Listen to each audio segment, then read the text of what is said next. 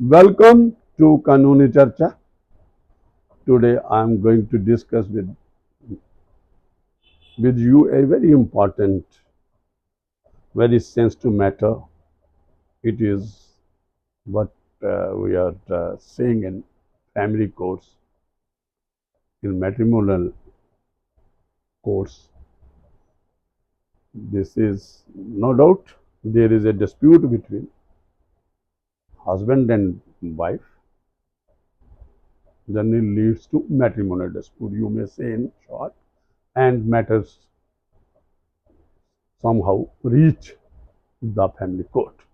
But who is sufferer, main sufferer during this dispute of husband and wife, matrimonial dispute? The children of the marriage. तो मैं ये आज इस पे बात करूंगा कि जो मेन कौन सफर है जब कोई मैट्रिमोनियल डिस्प्यूट हो जाता है, फैमिली डिस्प्यूट हो जाता है, तो उसमें जो चिल्ड्रन होते हैं वो डिस्प्यूट होते हैं।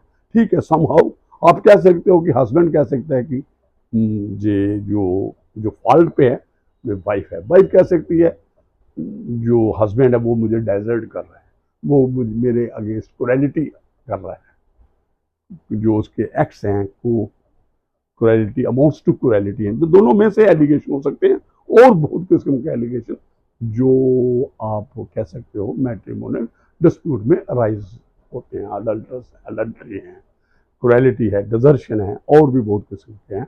मेंटेनेंस नहीं देता है। तो जब ये दोनों अपार्ट हो जाते हैं, एक दूसरे से दूर हो जाते हैं, तो बच्चा जो होता है उसका क्या, हाउ इज नॉट, उसको कोई आप एट्रीब्यूट नहीं कर सकते कि भाई उसकी कोई इन्वॉल्वमेंट है, तो फिर वो सफर करता है। और एक ये आ गया जो आप ये जब मैट्रिमोनियल डिस्प्यूट होता है तो उसमें बच्चे जो और उसकी कस्टडी का मामला जब जाता है तो उसमें बहुत कोर्ट्स में, और खासकर कौन से बच्चे का, जो एक टॉडलर है, टॉडलर उस बच्चे को कहते हैं जिसकी age 1 to 3 years, up to 3 years यू में से। तो उसका क्या होता है, उसकी नर्सिंग है, ग्रूमिंग है, उसकी साइकोलॉजी कल उसके माइंड पे इफेक्ट होता है, जो उसको अपने पेरेंट्स से, जो अपने ग्रैंड पेरेंट्स से, जो आपके जो मैटरनल साइड से पेरेंट्स, और जो फैमिली, जो ट्रेडिशन फैमिली उनमें से मिलता है, जब ये अलग अलग हो जाते हैं। और आज हमने देखा है जो सारी न्यूक्लियर फैमिली, उसमें ज़्यादा बच्चे जो हैं वो, फिर कई बार आपने देखा हो जो अच्छे अफोर्ड कर सकते हैं पेरेंट्स, वो उनको हॉस्टल अकोमोडेशन दे देते हैं, वो उनको वो अपने से दूर करके, तो वो भी एक वो भी फैक्ट है। तो हम ज़्यादा, मैं डिटेल इन बातों में नहीं जाऊँगा। तो मेरा क्या आज मैं कहूँगा कि जो पर्टिकुलर जो बच्चा, समझो आप कह सकते हो कि जो जिसकी एज बिलो 3 years जब पैदा हुआ, आफ्टर फ्यू मंथ्स, तो उसका किसी कारण से बच्चे को अलग करना पड़ा माँ से, और कोई डिस्प्यूट था, माँ से छीन लिया बच्चा, तो उस वक्त उसको सारा नर्सिंग है, उसकी जो ये ब्रेस्ट फीडिंग है, बहुत कुछ होता है। और एक जो मैं आज बड़ा एक इम्पॉर्टेंट केस है जो सुप्रीम कोर्ट ऑफ इंडिया ने जिस पे, तो वो रेलेवेंट जजमेंट में आज डिस्कस करूंगा आपके साथ। वो उसमें क्या हुआ, मैं थोड़ा सा ब्रीफ फैक्ट्स में आ जाऊंगा थोड़ा सा। उसमें एक अननेचुरल डेथ, मिस्टीरियस सर्कमस्टांसिस में डेथ हुई। तो क्या हुआ, एट द लॉस्ट एक FIR डोरी डेथ की लगती है हस्बैंड के खिलाफ। तो जब आफ्टर क्रीमेशन, आप कह सकते हो पोस्टमार्टम हुआ, उसके बाद बॉडी, डेड बॉडी मदर की दी गई, तो बच्चा तो ऑब्वियसली तो जो हस्बैंड होगा 304B जो इंडियन पिनल कोड का FIR थी, तो उसमें अरेस्ट हुआ होगा, कस्टडी में होगा। इससे तो बच्चा कौन लेगी या किसके पास रहा, जो डिसीज्ड मदर थी बच्चे की, उसकी 3 सिस्टर्स लेगी, उन्होंने उसको पाला पोषा। तो उनके पास रहा, काफी इसमें एज है। तो I think when husband approach the high court, the child age is referred in this case was I think 1 year and 10 months. And when her his the child mother died, the child was of age of 10 months. This is the now I will refer here the title of the case. Title of the case, this is a criminal appeal, Samprava Rana versus state of Madhya Pradesh. तो इसमें factual aspect मैंने जो आपको जो factual matrix था मैंने आपको बता दिया, जबानी वही है। तो इसमें क्या है, ये थोड़ा मैं पढ़ दूंगा para 1 in order to make you understand. This appeal arises from a very unfortunate dispute about the custody of a female child whose present age is 2 years and 7 months. The mother of the child unfortunately died on unnatural death on 27th of December 2022. It now in this para the parties refers the party before the home, relationship of the parties with the child is referred here. Now I will go to what happened after some time when the custody of the child was with the sisters of the deceased mother. The High Court was approached. High Court was approached by the father of the child, by the husband, by way of a writ petition of habeas corpus in nature. Now this writ petition, in this writ petition, after hearing the, obviously I think it was ex parte, and after a order was made, a direction was made to the sisters of the deceased mother with whom the present custody of the child was at the relevant time when this writ petition was filed of habeas, and by invoking the jurisdiction of the High Court of Madhya Pradesh under Article 226 of Constitution of India.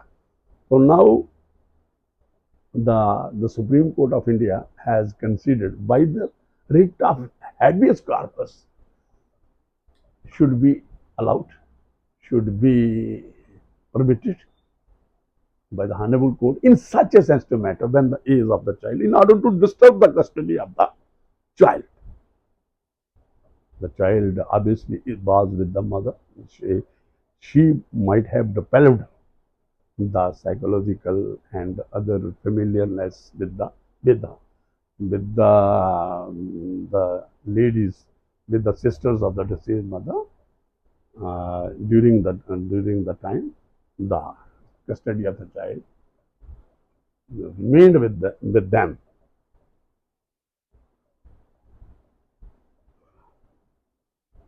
No doubt the custody of this High Court is having extraordinary jurisdiction to involve. But in such cases, it is not possible for the High Court in such a proceeding to work out the welfare of the child.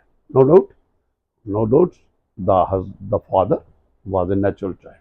I think the Supreme Court of India has also relied upon like this, that the High Court might have seen only that being father, he has a preferable right to have custody of the child, without seeing that welfare of the child with whom it lies, and by the disturbance of disturbing the custody of the child is at this toddler is in the interest of justice or otherwise the welfare of the child.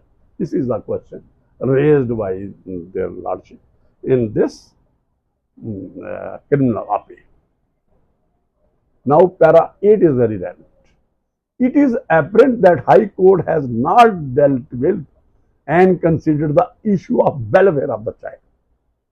The High Court has disturbed the child's custody based only on the father's right as a natural guardian. But I have said under Guardian and Wards Act. Now, in absence of the mother, the custody would ordinarily would be with the father. But it is in due course. If the custody is with somebody else, at the very inception of the childhood, this how it is disturbance by the in the interest of the child. Now, para 9, I will go. The High Court was dealing with the custody of the child, whose age at that time was 1 year and 5 months. I have already told you, I have mentioned that her very tender age, you can say. The child had been in custody of the appellant from the tender age of 11 months when the mother of the child died. After her mother died, the child at present has been in custody of the appellant for more than 1.5 years. When the court deals with the issue of habeas corpus regarding the minor, the court can treat the child as a movable property. It is not this production of corpus. This is not this is a child, not habeas corpus. Generally, when it is alleged that somebody is in illegal custody of the state or a private person, then writ of habeas corpus generally invoked, but not to be invoked in where the custody of the child and of the very this toddler. The child, when is referred as a toddler, it is very difficult for any court, or particularly in habeas corpus like proceeding, to work out whether it is welfare of the child. This is also considered. Now, para 10. We believe that considering the peculiar facts of the case and child tender age, this is not a case where custody of the child can be disturbed in a petition under Article 226 of the Constitution of India. Only in substantive proceeding under Guardian and Wards, because under Guardian and Wards Act, a proceeding, the court which is dealing with this proceedings, he gets many opportunities. The parties are allowed to lead evidence. The many interventions, many kind of intervention can be made or sought by the parties as well as by the presiding officer in order to assess the welfare of the child for giving custody of only in substantive proceeding under the Guardian and Wards Act can the appropriate court decide the issue of child custody and guardianship. There is a difference between guardianship and child. No doubt, father is a guardian, natural guardian under guardianship. But custody of the child requires something more. He is not a movable property. He is not a chattel. He is a human body. His interest, his psychology, his mental, and his grooming, nursing is very important, I think. Regular civil family court dealing with the child custody cases is in an advantageous position. वो उनके पास और जो habeas corpus की जो इस case में किया, तो जो फैमिली कोर्ट होगा वो advantageous position पे होगा in order to deal legal as well as factual aspects of the matter. The court can frequently interact with the child and sought intervention of other experts. Practically all family courts have a child center play area. A child can be brought to the play center where the judicial officer can interact with the child. Access can be given to the parties to meet the child at the same place. But this is not possible have happened in the present case before the High Court. The ex parte order, I think, have been made, and however, the order was immediately stayed by the Supreme Court of India. Maternal grandparents approached by who are appellants here, three sisters of the deceased mother, and grand maternal parents are the appellants who approached immediately after having this order of the High Court. They got stayed the operation of the impugned order. The High Court's order passed in 226 habeas corpus. This petition was stayed. Now, coming to the facts of the case at this stage, it will be very difficult to decide whether the welfare of minor child requires custody of the maternal arts to be disturbed. The child has not seen the father and grandparent over a year at the tender age of 2 years and 7 months. If custody of the child is immediately transferred to the father and grandparents, the child will become miserable as child has not met them with them for a considered long time. Moreover, even the contesting respondent have not alleged that the child is not being looked after properly at the appellant. There was no allegation against the appellants that they are not taking care of the child in the petition filed before the High Court. Whether the father is entitled to custody or is not a matter to be decided by is a matter to be decided by a competent court. But surely, even assuming that father is not entitled to custody at this stage, he is entitled to have access to the matter, no doubt. Now, a middle path, a middle way has been adopted by the Supreme Court of India, no doubt. Custody may remain with the sisters of the deceased mother of the child, but the visitation right was given to the father and grandparents of the child. And this arrangement was made by the Supreme Court of India. I read it. Whether the father is entitled to custody or not is a matter to be decided by a competent court, obviously by a court under Guardian and Wards Act or under a matter by a family court. But surely, even assuming that father is not entitled to custody at this stage, he is entitled to have access to meet the child. It is the child's best interest that she knows her father and grandparents and remains with them for some time. Accordingly, a direction was made. Arrangement was made that you will find in para 13 of this.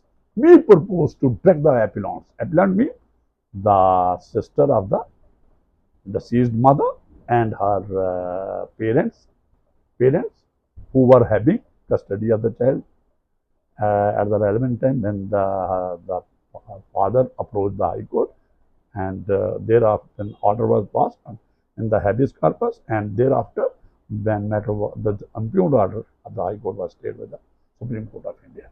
Meet the child once a fortnight, with 15 days, after 2 weeks. Within 2 weeks opportunity that was granted, arrangement was made to have a visitation. I think it is sufficient for today and grandparents. Thank you. Thank you.